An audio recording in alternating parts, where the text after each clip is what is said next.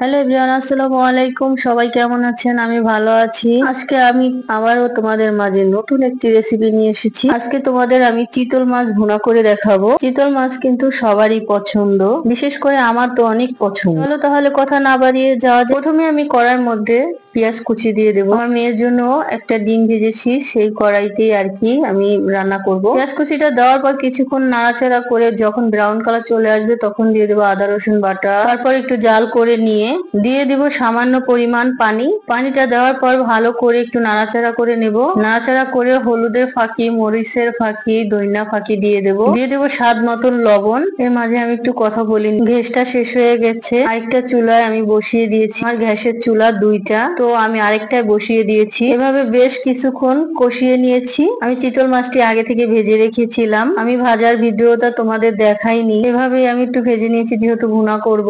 এখন পানি দিয়ে দেব।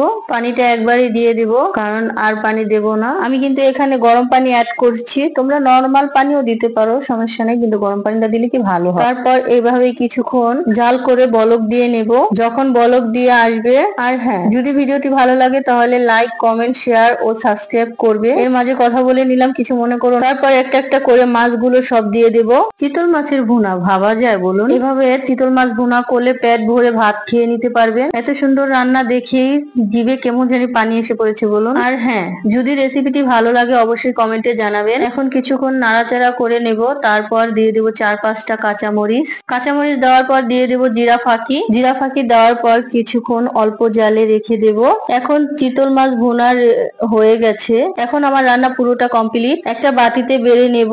তোমরা দেখতেই পাচ্ছ কতটা সুন্দর হয়েছে চিতল মাছ ভুনাটা। খেতে কিন্তু আরো মজা হয়েছে। বাসায় একবার হলো এভাবে রান্না করে দেখবে। ভিডিওটা এ পর্যন্তই। সবাই ভালো থাকবেন, আবারও দেখা হবে অন্য কোনো রেসিপিতে। আল্লাহ হাফেজ।